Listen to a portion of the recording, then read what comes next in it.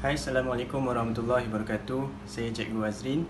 So pada hari ini saya nak buat satu practicality untuk senaman berkaitan dengan flexibility, yang mana kita dah belajar tentang teori-teorinya di dalam kelas kan.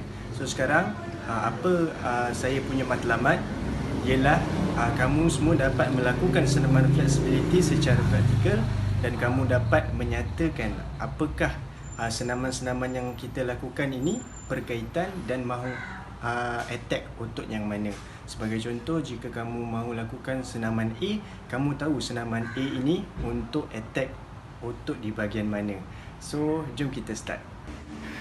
Okey, untuk senaman yang pertama, dia melibatkan senaman di bahagian kepala, yang mana kita attack otot sternocleidomastoid dan juga levator scapulae, ataupun secara umum kita boleh katakan kita attack otot di bahagian leher lah. Kalau awak lihat sekarang ini di video, senaman tidak dilakukan secara terburu-buru pun, cuma slow and steady. Pastikan tolakan dilakukan dengan betul dan form dilakukan dengan betul supaya otot yang mahu disasarkan itu tercapai dia punya up count dia. Dan awak boleh lakukan sebanyak 10 saat, lebih kurang 2 hingga 3 kali satu session. Baiklah, untuk senaman yang kedua, senaman ini lebih memfokus kepada otot di bahagian tangan lah, dan juga otot di bahagian pergelangan tangan, yang mana otot-otot yang terlibat di antaranya ialah seperti brachyradialis, ataupun awak boleh sebut saja di bahagian pergelangan tangan ataupun di bahagian lengan.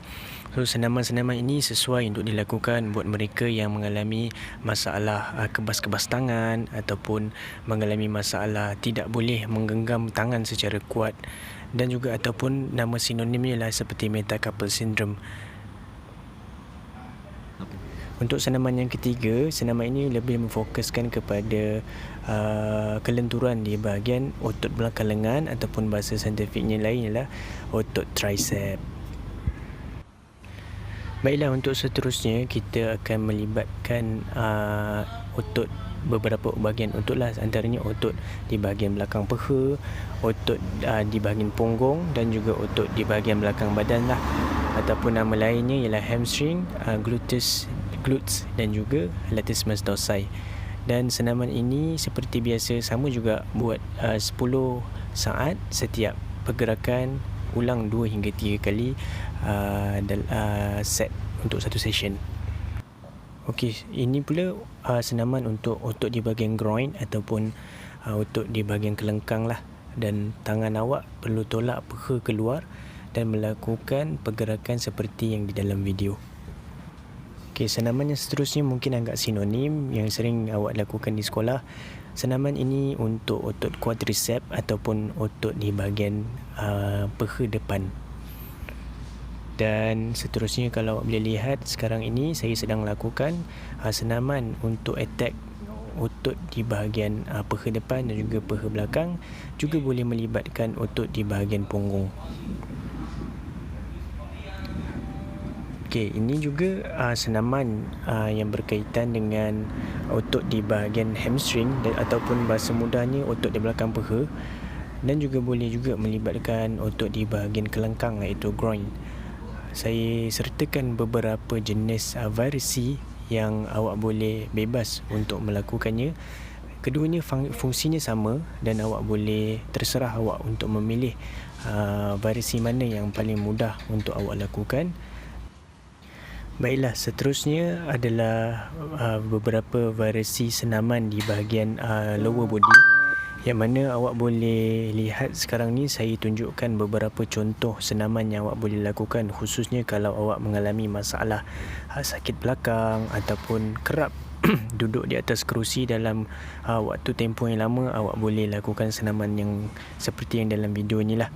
Okey, kalau awak lihat sekarang ni saya pakai satu exercise band ataupun resistance band ataupun TheraBand, which is awak boleh tukarkan juga.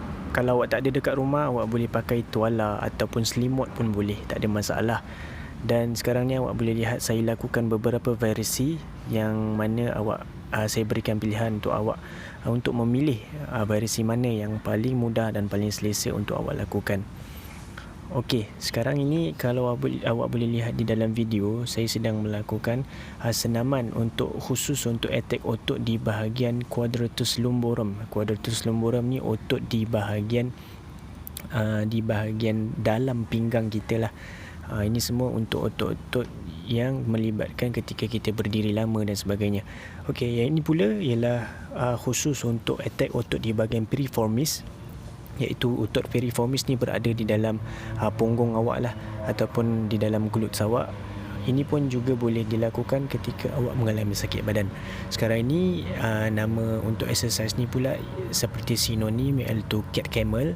Awak boleh lakukan dan saya sertakan juga beberapa variasi dan awak boleh pilih mana variasi yang awak paling selesa lah.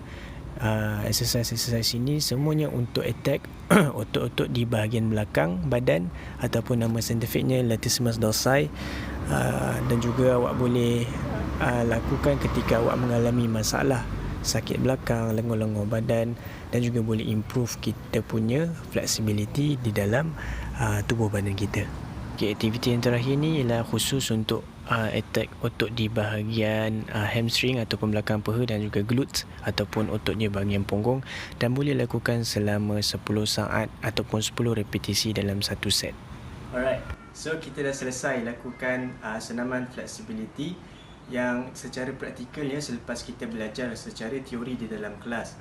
Suka untuk saya beritahu kepada para pelajar semua bahawa elemen flexibility ni sebenarnya sangat penting untuk memberikan kita satu keceriaan dan satu good mood kepada kita selepas penat bekerja, penat melakukan pembelajaran, terutamanya ketika musim PDPR ni kan. So, untuk pengetahuan kamu semua, flexibility ni merupakan salah satu komponen daripada aspek kecergasan fizikal. Jadi, kamu boleh implement apa yang saya tunjukkan di dalam kehidupan kamu dan sentiasa mengamalkan SOP-SOP yang telah ditetapkan oleh kerajaan bagi membendung penularan COVID-19 ini. Semoga sentiasa sihat. Bye-bye.